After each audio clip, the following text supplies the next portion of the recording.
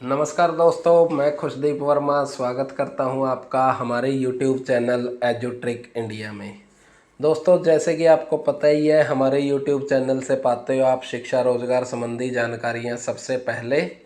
तो उसी श्रेणी में दोस्तों आज का जो विषय है, हमने लास्ट हमारा जो वीडियो बनाया था रेडियोलॉजी टेक्नीशियन कैसे बने 12वीं के बाद, और किस तरह से आप 12वीं 8 विषयों से करने के बाद भी 6 महीने के अंदर मेडिकल की पढ़ाई करके अपना आजीवन भर के लिए अपना एक करियर सेटअप कर सकते हो। लास्ट वीडियो में दोस्तों मैंने आपको बताया था कि किस तरह से भारत सरकार ने मिनिस्ट्री ऑफ स्किल डेवलपमेंट और यूजीसी ने मिलकर बैचलर ऑफ वोकेशन के कोर्स शुरू किए हैं, जिसमें विद्यार्थी 8 विषयों से पास होने के बावजूद भी मेडिकल क्षेत्र के विभिन्न ट्रेड जैसे कि operation theatre technician, medical laboratory technician, cardiac care technician, radiology technician, dialysis technician या ऑपरेशन थिएटर टेक्नीशियन जैसे कोर्सेज के अंदर भी दाखला लेकर अपने डिग्री और डिप्लोमा कर सकते हैं। तो पिछला जो वीडियो दोस्तों हमने बनाया था रेडियोलॉजी या रेडियोग्राफर टेक्नीशियन का, उसमें हमने जो वोकेशनल स्ट्रीम के 8 विषयों से पास बच्चे थे उनको किस तरह से मेडिकल के अंदर वो रेडियोलॉजिस्ट के अंडर एज ए रेडियोग्राफर या रेडियोलॉजी टेक्नीशियन काम करते हुए कैसे 6 महीने के अंदर जॉब के काबिल बन सकते हैं, इस विषय में गहनता से बताया था। फिर भी अगर दोस्तों आपकी कोई क्यूरी या कमेंट है तो आप इस वीडियो या हमारे पीछे वाले वीडियो पे जाके भी आप अपनी जो क्यूरी है वो पोस्ट कर सकते हैं। आज का जो विषय है दोस्तों वो विषय है जो लोग साइंस विषयों से पास हैं और रेडियोलॉजी सेक्टर के अंदर अपना करियर देखना चाहते हैं, तो उनके लिए कौन कौन से कोर्सेज अवेलेबल हैं और क्या कोई ऐसे कोर्स भी हैं जिनको कि विद्यार्थी 10वीं के बाद भी कर सकें। इस टॉपिक को आज मैं कवर करूंगा। क्या क्या यूनिवर्सिटीज़ की फ़ीस रहती हैं, कैसे कैसे एडमिशन डलते हैं, और यूनिवर्सिटीज़ गवर्नमेंट और प्राइवेटीज़ के अंदर क्या डिफरेंस है, और एडमिशन के लिए फार्म वगैरह कहाँ पे फिल करना है, और उसके बाद लास्ट में आपको बताऊंगा कि इसका स्कोप क्या है। इससे नई जो सीरीज आएगी दोस्तों हम रेडियोलॉजी सेक्टर के अंदर, उसमें हम डिटेल से बताएंगे कि आपके लिए जो बैचलर ऑफ वोकेशनल में रेडियोलॉजी है और जो अदर स्ट्रीम से लाइक कि आपका साइंस साइड से अगर आपने पास किया है, तो उन दोनों में से कौन सा कोर्स आपके लिए ज़्यादा फ्रूटफुल या ज़्यादा किफ़ायती रहने वाला है। क्योंकि दोस्तों बहुत सारे बच्चों के रिकमेंडेशन और कमेंट्स और उनकी क्यूरीज भी रहती थी कि सर हम साइंस से भी पास है तो हम वोकेशनल में रेडियोलॉजी करें या साइंस की बीएससी रेडियोलॉजी करें, या कोई 8 विषयों से विद्यार्थी हैं तो वो पूछते हैं कि सर हम 8 से रेडियोलॉजी करते हैं तो कल को हमारे को जॉब से रिलेटेड कोई इशू तो नहीं आएगा। ये सभी जो क्यूरी हैं दोस्तों वो हमारी जो इसका पार्ट 3 बनेगा रेडियोलॉजी में, उसके अंदर मैं आपको कवर करूँगा। आज का जो वीडियो है दोस्तों, आज का वीडियो है स्पेशली उन विद्यार्थियों के लिए जिन्होंने 12वीं की परीक्षा साइंस विषयों से पास की है या अभी तक उन्होंने 10वीं की परीक्षा पास की है और वो आगे मेडिकल क्षेत्र के अंदर रेडियोलॉजी के अंदर जाना चाहते हैं।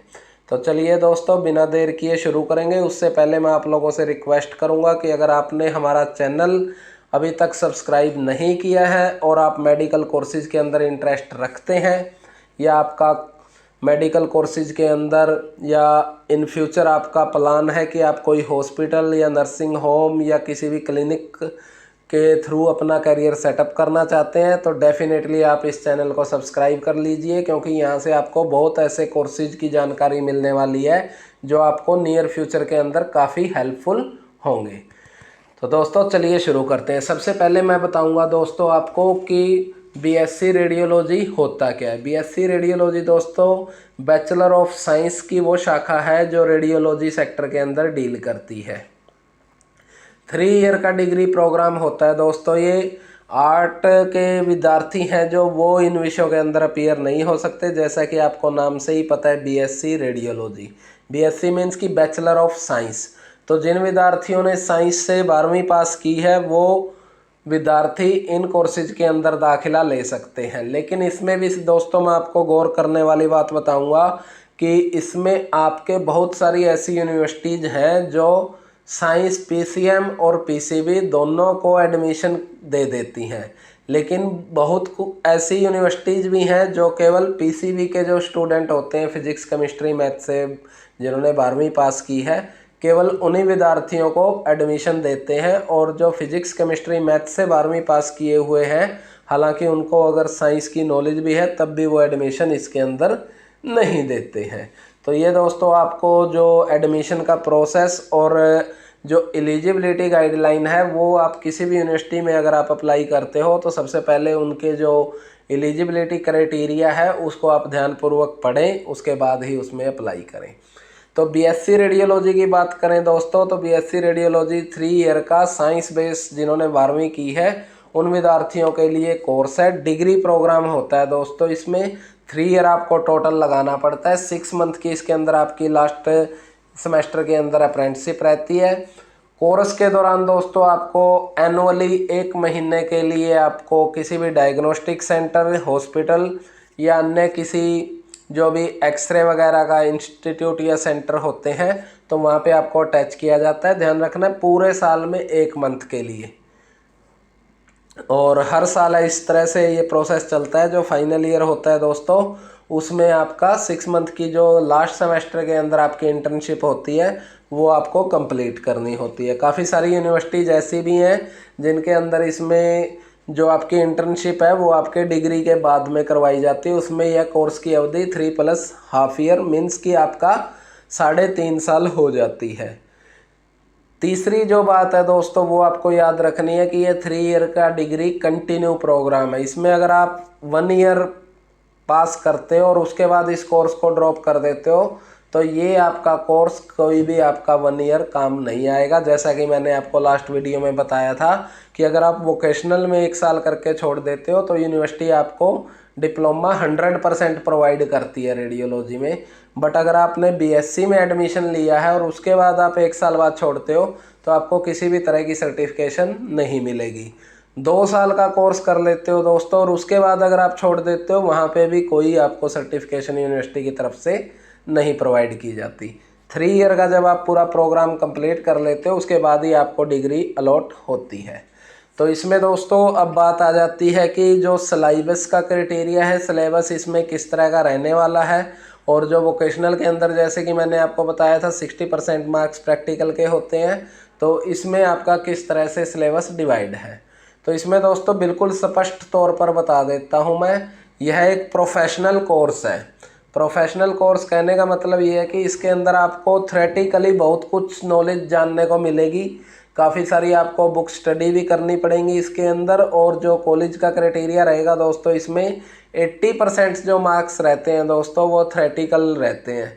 आपका जो थ्योरी का सिलेबस है वो आपका 80% मार्क्स कवर करेगा, जबकि आपका इंटरनल और असेसमेंट और प्रैक्टिकल मार्क्स मिला के टोटल 20 मार्क्स इसके अंदर अलॉट होंगे।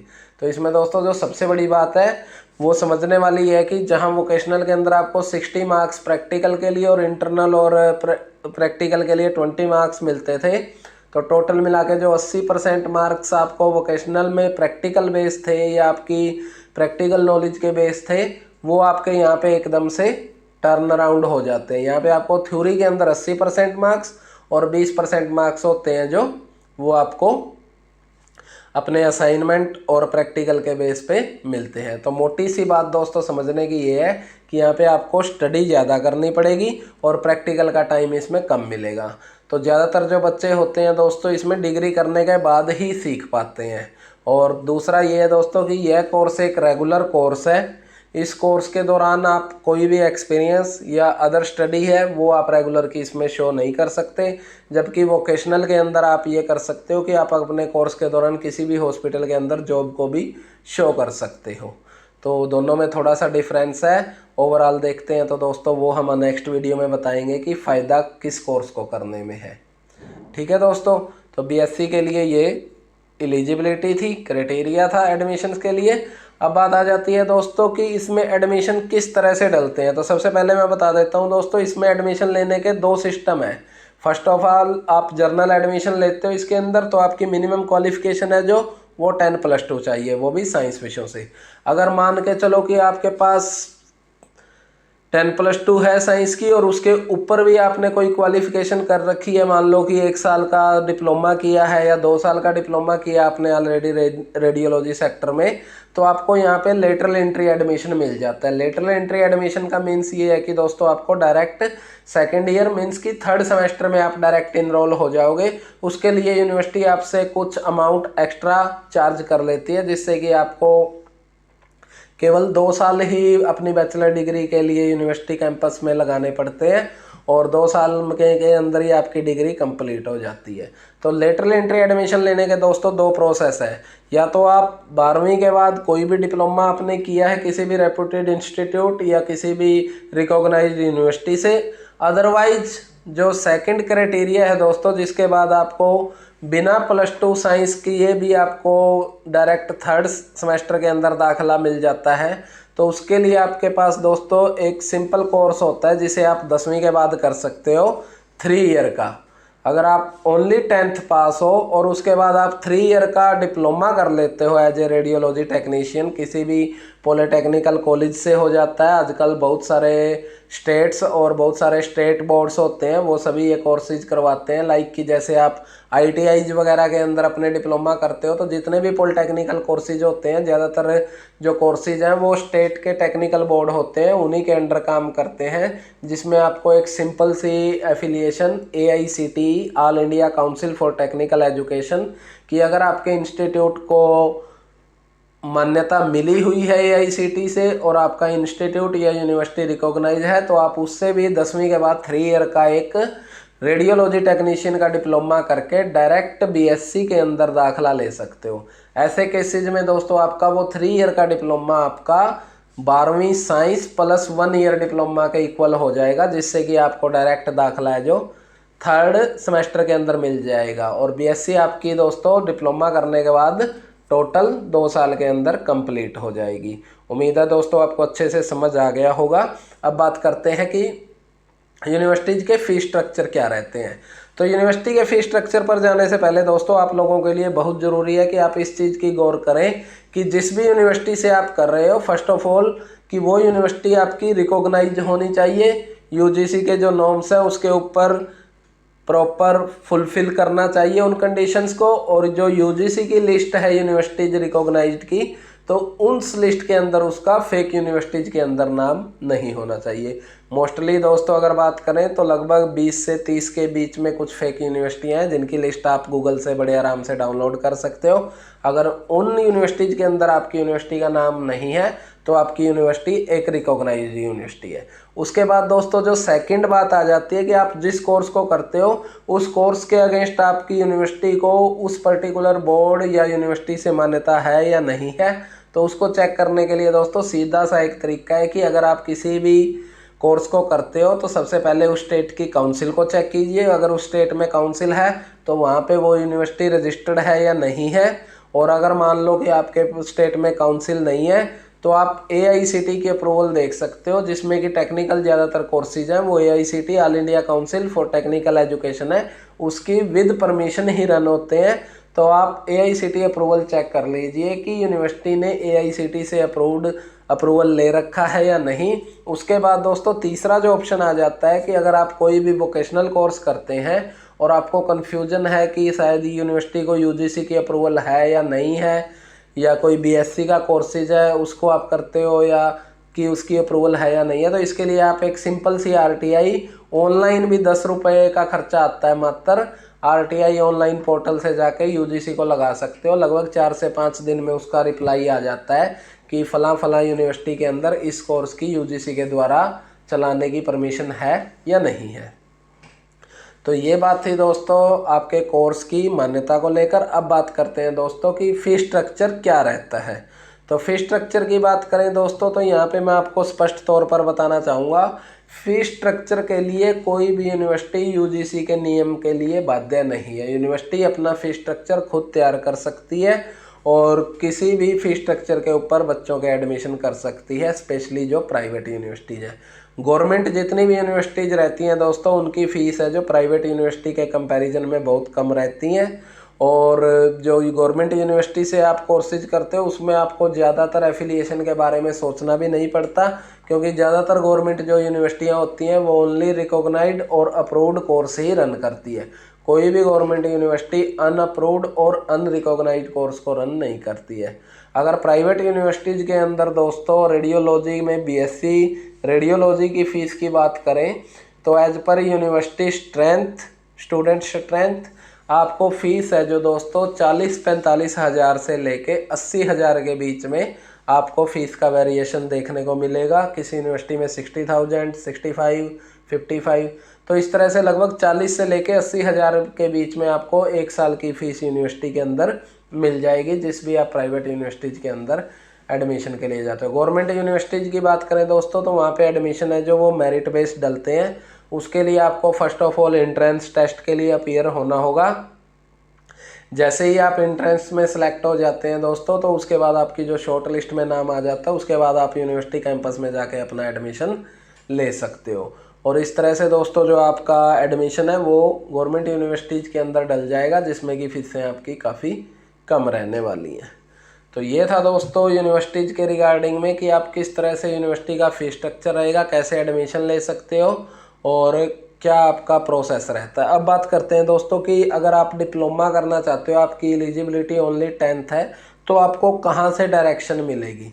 तो इसके लिए दोस्तों मैं सबसे पहले आपको बता देता हूँ, अगर आपने 10वीं के बाद 3 ईयर का डिप्लोमा करने का प्लान किया है तो आप डायरेक्ट जो अपने स्टेट के टेक्निकल बोर्ड्स हैं या कोई भी ऐसी रिकॉग्नाइज्ड यूनिवर्सिटी जो 3 ईयर का डिप्लोमा कोर्सेज करवाती है रेडियोलॉजी सेक्टर के अंदर, आप उसको अप्रोच कर सकते हो। यूनिवर्सिटीज़ की जो फीसेज हैं दोस्तों 30 से लेके 50,000 के बीच में डिप्लोमा कोर्सेज के लिए रहती है on the basis of matric. और अगर आप स्टेट बोर्ड में जाते हो तो वहाँ पे दोस्तों फीसें काफ़ी कम हो जाती है, क्योंकि ज़्यादातर जो कॉलेज हैं वो स्टेट बोर्ड के नीचे काम करते हैं। तो जो गवर्नमेंट कॉलेज हैं वहाँ पे आपको फीसें कम मिलेंगी। प्राइवेट कॉलेजेस के अंदर आपको इस तरह के कोर्सेज की फीसें हैं सेम आपको वही 40,000 के सर्कल में मिलेंगी। और जैसे ही आपका दोस्तों 3 ईयर का डिप्लोमा कंप्लीट हो जाता है उसके बाद आप डायरेक्ट अगर अपनी बैचलर डिग्री कंटिन्यू जारी रखना चाहते हो तो आप किसी भी अच्छी यूनिवर्सिटी में जाके अपना बीएससी रेडियोलॉजी के लिए अप्लाई कर सकते हो। बीएससी रेडियोलॉजी में भी दोस्तों 2-3 तरह की टर्म्स आती हैं। एक डीआरआईटी के नाम से चलता है जिसमें कि रेडियो एंड इमेजिंग टेक्नीशियन, एक आरएमआईटी के नाम से चलता है radio and medical imaging technician. दोनों ही दोस्तों हर तरह से इक्वल काउंट होते हैं और जिन दोनों को ही आप अपनी जॉब या अपने जो भी जॉब प्लेसमेंट के लिए गवर्नमेंट या प्राइवेट हॉस्पिटल के अंदर शो कर सकते हो। जो प्लेसमेंट का जो प्रोसेस है दोस्तों वो रिक्रूटमेंट एजेंसी के ऊपर डिपेंड करता है कि रिक्रूटमेंट एजेंसी क्या एलिजिबिलिटी डालती है अपने रिक्रूटमेंट में। हर स्टेट के अंदर और हर डिपार्टमेंट के अंदर रिक्रूटमेंट की इंडिपेंडेंट बॉडी होती है। ऐसा कोई कंफर्म कहीं पे भी नहीं मेंशन है ऑल ओवर इंडिया कि अगर यह पोस्ट की वैकेंसी निकालनी है तो इसके लिए ऑल ओवर इंडिया एक जैसी जो एलिजिबिलिटी है वो रहने वाली है। तो स्टेट अगर चाहे तो अपनी एलिजिबिलिटी में चेंजेज कर सकते हैं।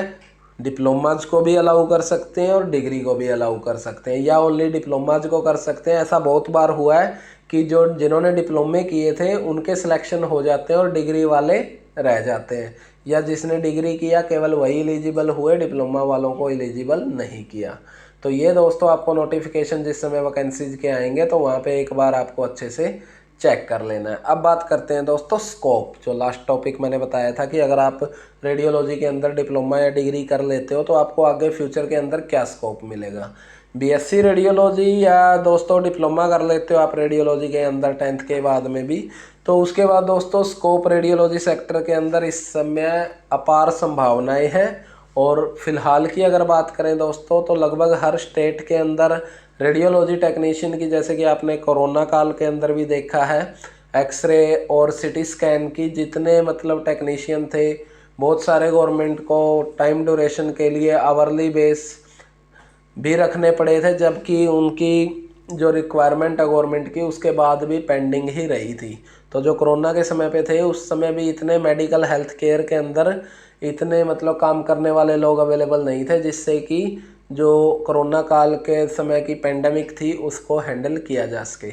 उसके अलावा अगर दोस्तों बात करें तो अगर आप एक छोटे से कोर्स एक्सरे टेक्नीशियन को भी अगर आप ज्वाइन करते हो तो हर स्टेट स्टेट के अंदर डिस्ट्रिक्ट, डिस्ट्रिक्ट के अंदर सब डिस्ट्रिक्ट, और इवन कि आपके ब्लॉक लेवल तक भी एक्सरे टेक्नीशियन की पोस्टें और एक्सरे टेक्नीशियन या एक्सरे की फैसिलिटी आज के समय में हर 10 से 20 किलोमीटर के अंदर अवेलेबल होती है।